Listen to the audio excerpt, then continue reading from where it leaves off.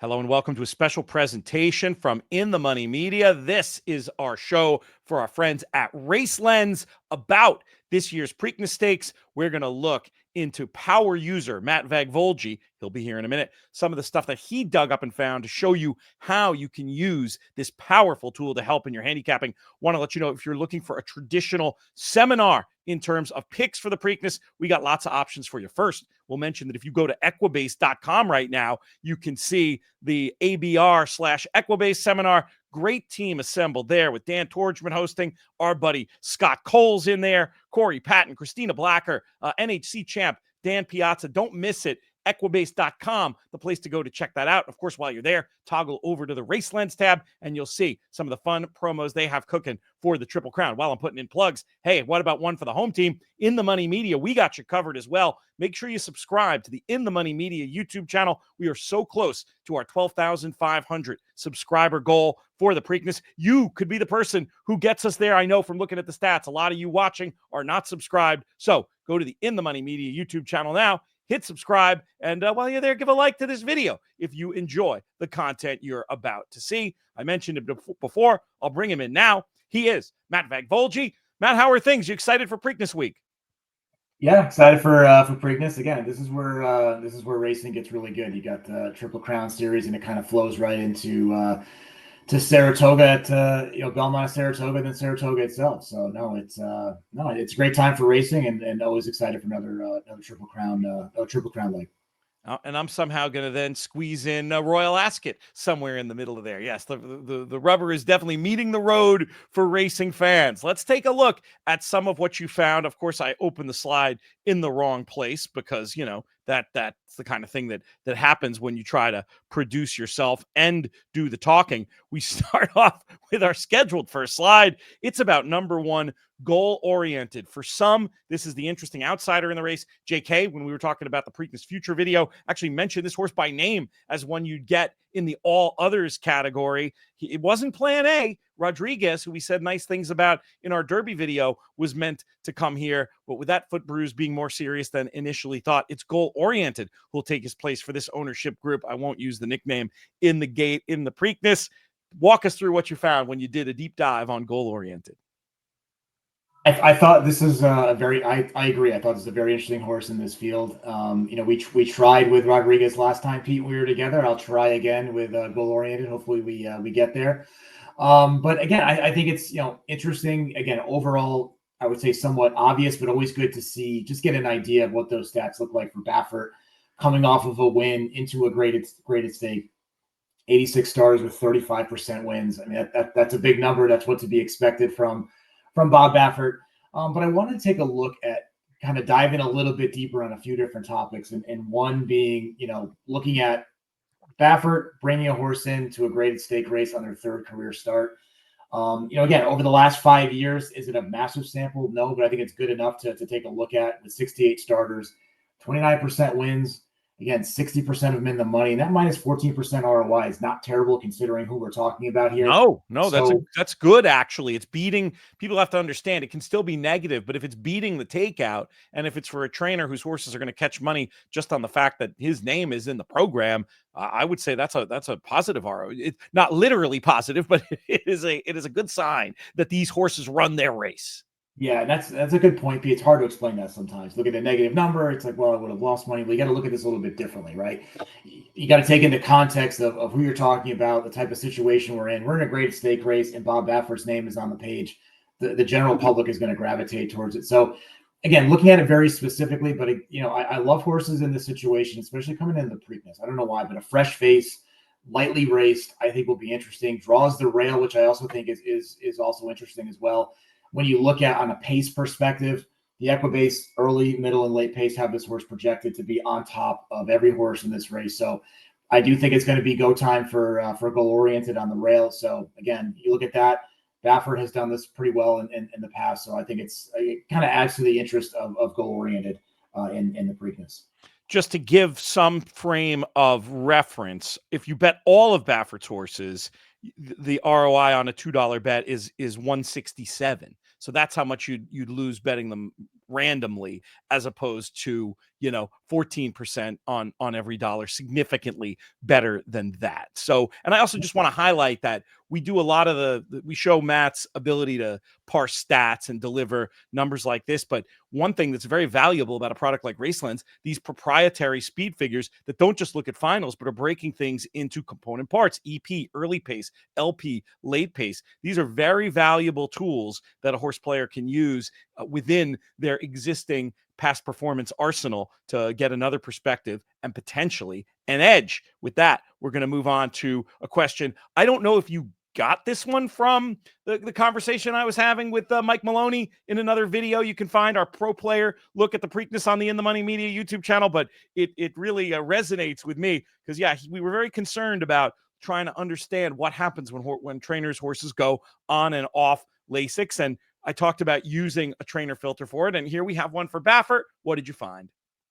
Yeah, no, I have not yet, Pete. It's in the queue here of all the data sets I have to do for what I do in my real life will be on in the background for sure. But that's been the question in the text chat, is like, how big of a Lasix factor is it? And again, this is why I like Race Lens. This is why I started using it from the very beginning. I hear a question like that, sounds interesting. Well, let's put some numbers to it. Let's start looking at it and then start to dive a little bit deeper into it. So I started off with, basically, look at it. Does it matter for Baffert? Baffert coming into a race off Lasix, so on Lasix last race, coming off Lasix in dirt routes and graded stakes. Right, so 35 starters, 20% wins, but a minus 51% ROI. What does that tell me? Right? Is he terrible? No. Is he great? No. But what it is telling me is that these horses are being bet. Right? So you're not getting paid for what the prices are on these particular horses. And another thing I like too, if once you run an angle, there's a details tab right below it. If you click on it, it literally gives you every line item of every single race. It gives you all the information you need, the distance, you need the date. You can go to the actual chart, but it gives you the off odds as well, right? Only 6 of those horses of the 35 were double digits and above. So again, it's telling me these horses are being bet. Right, these horses are being bet. I don't know if it's taking into account looking at the kind of the Lasix factor here, but that's kind of what I drew from there. But if you go a little bit deeper and you take the graded stakes out of it, you just look at Baffert off Lasix dirt route that hit the lead on the first call, right? So I look at Lasix as something that, again, helps the horse breathe, right? So when you're looking at it this way, you have these horses that are exerting a lot of energy early. Again, I'm not a doctor, but I'm again just thinking of it in logically of saying, does it affect those horses a little bit differently? Again, not the largest sample, but I thought this was interesting. Last 5 years had 14 starts that have hit the lead at the first call. Again, with that same idea, coming off of Lasix and dirt routes, only 7% winners, a pretty brutal minus 86% ROI. Only 1 out of 14 were double-digit odds, and 5 out of the 14 were below 2-1. Right. So again, some interesting context around when you're looking at this from an angle such as Lasix with a particular trainer. Is it going to make my decision? Probably not, but it gives some really good context when I bring in more of the qualitative side of looking at this race. I feel like you tipped your hand that you were pro goal oriented, and then we're talking about the stat that would seemingly tilt one the other way. I'd argue that 20% win minus 51% ROI is pretty terrible because you have to consider what Baffert's baseline is. We already talked about the baseline ROI. Baseline winners, he's 29%. So to go down to 20, that is statistically very significant, and it doesn't leave me with a lot of confidence here in this horse. Just as a put the Race Lens show we're doing aside, in your own wagering, what are you going to do with this horse?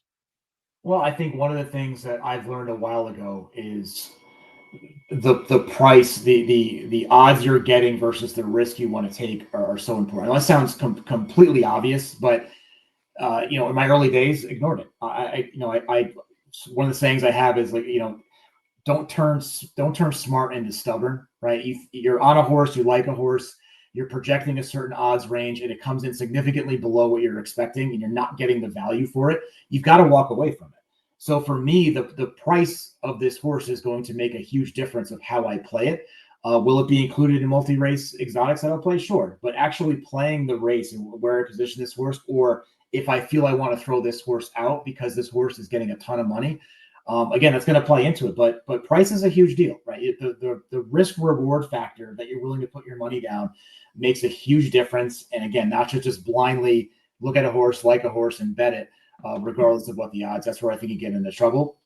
And Pete, that's what, something I've really instilled in myself over the last number of years. So yeah, I like this idea though of when you have kind of competing statistics, and then you have to use your qualitative side of handicapping based on the race shape and just looking at the race as a whole. To me, that's where the total value comes in, and it reemphasizes that fact that stats don't drive all of your decisions, right? Statistics are not the crystal ball.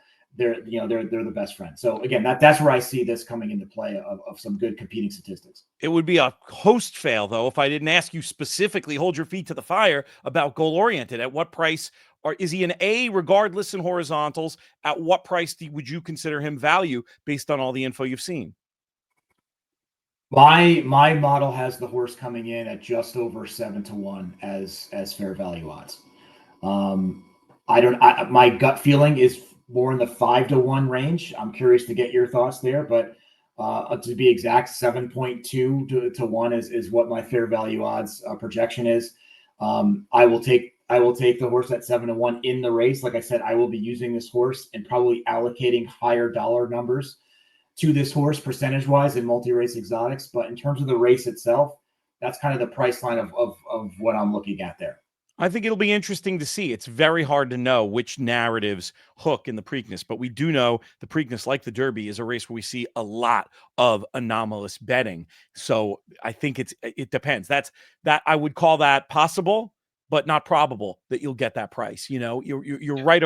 You're right around it. So it's going to be a game time decision. I think more clues to come on that. One of the horses that is going to be a huge factor in what price goal oriented is our favorite. How much of the market is going to get cut out for journalism? To me, at 8-5 on the morning line, this would be, I'm going to just go ahead and say it, Matt, bet of the year type stuff. I don't believe we will see that price in the end, but because of this phenomenon we've discussed about horses being pushed up in the Preakness, we know the Sandman money is going to come for Griffin Johnson and TikTok. I have a feeling there'll be other horses, depending on narratives that hook over the next few days, get driven down in the odds. Where do you stand with our favorite journalism, and walk us through this stat you found on it?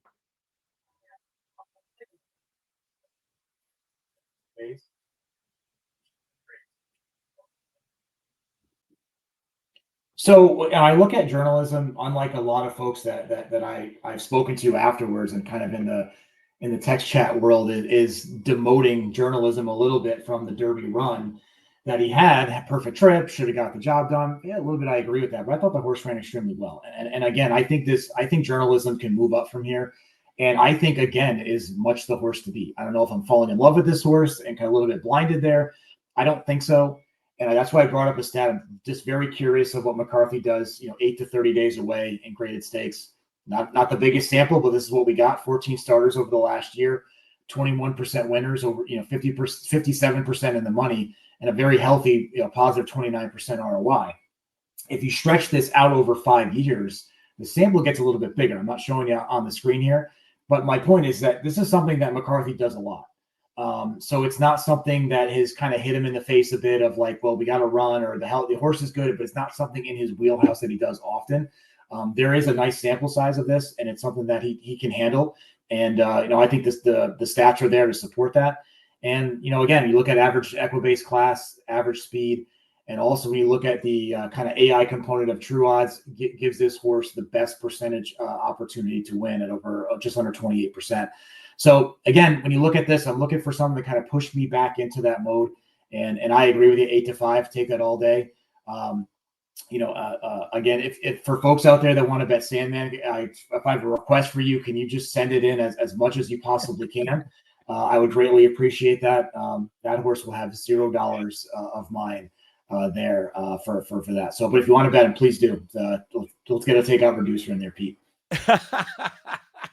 Let's talk about number 4, Heart of Honor, whom I have identified as the interesting long shot to get a little piece of this. My big respect for Jamie Osborne being a big part of that. And, obviously the form of the UAE Derby, not great with what we saw from Admire Daytona in the Kentucky Derby, but I think this horse is interesting. What do you think about Heart of Honor? I'm not really sure. I mean, there's not a whole lot to go off of here, but I added this in there again. Just questions I've got are, hey, what do you think? So there's not much, but it does have the top Equibase class rating from the last race coming out. It does have the top Equibase speed figure coming out from the last race, both of those at 108. Now, I put it up here just because I'm being asked a lot of this. Has any horse first time North America running at Pimlico going a dirt route, have they ever won?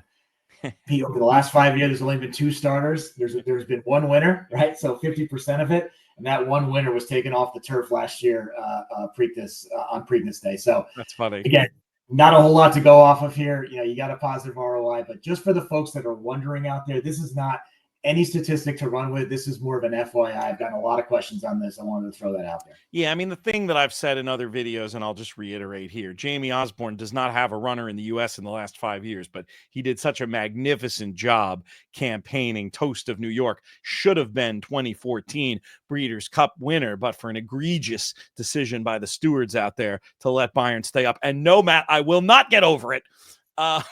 And I'm not even talking. I'm the same camp. I'm shaking my head because you just brought back PTSD of me standing at the bar at the Yonkers Casino watching that race, and thought I was walking out of there with stacks of money, and watching the stewards not make that decision. I did nothing but throw my tickets in the garbage, and I walked out the door. You brought back memories that I thought were long gone, Pete. That's very funny. But he obviously knows what it takes, right? And the reports from home, Heart of Honor doing well. Look, I think this is a very good group of 3-year-olds.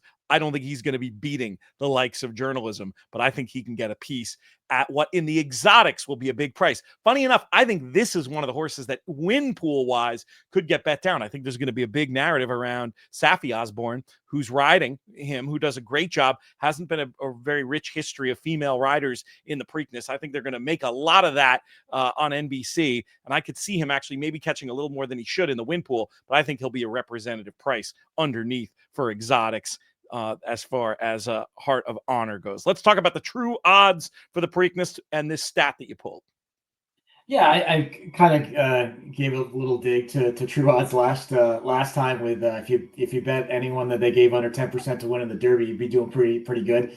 It's just the fact of the Derby being so difficult, right? So, but if you look at it from looking at Preakness today, if you look at Pimlico graded stakes with true odds win percentage less than 10%.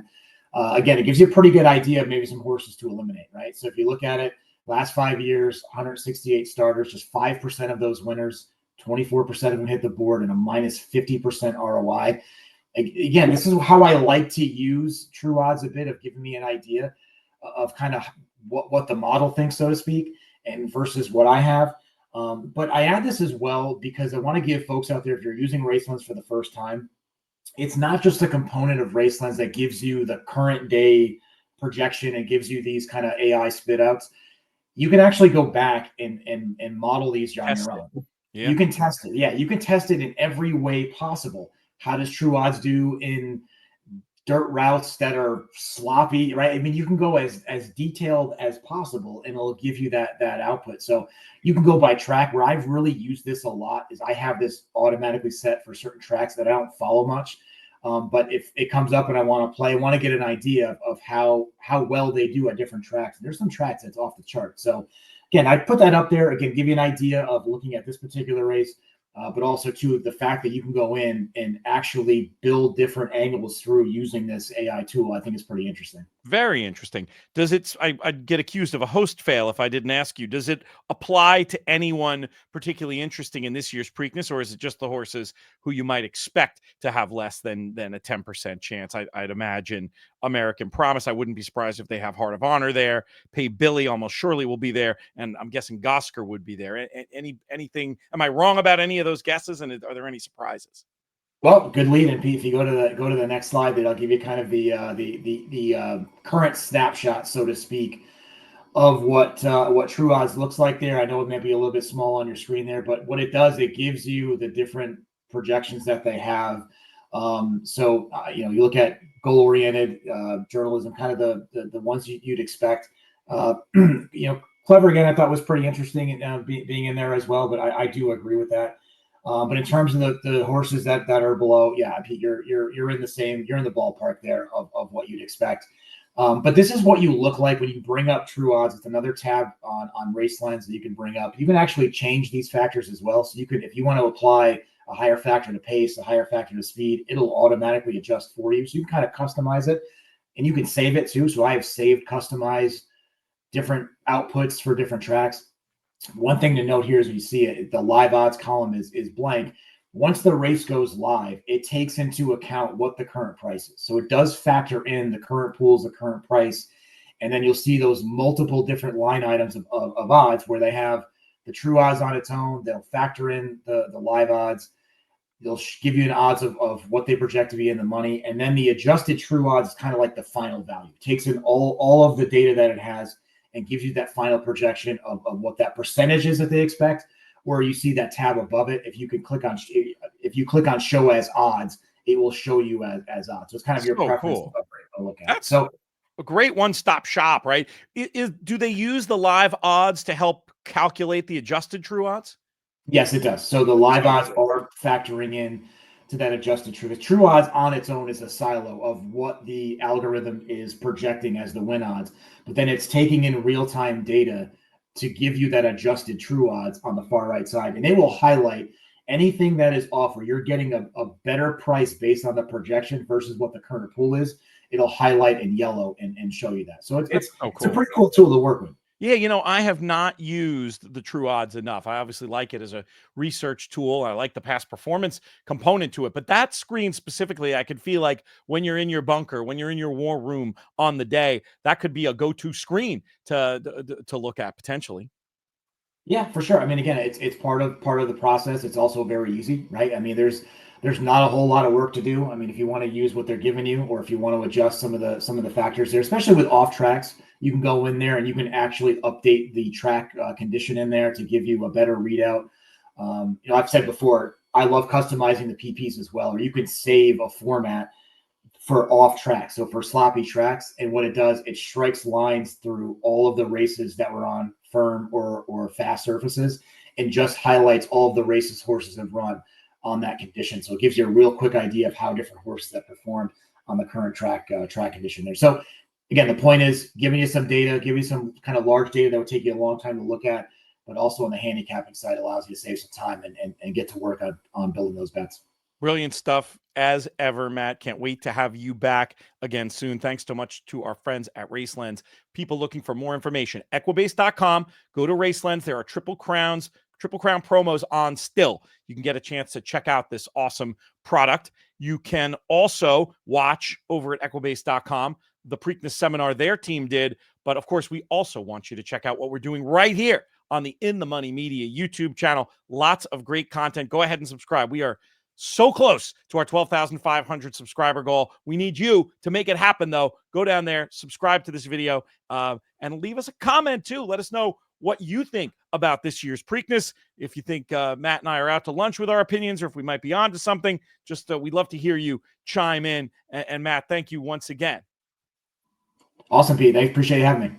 Good stuff. This has been, you've been watching the In the Money Media YouTube channel.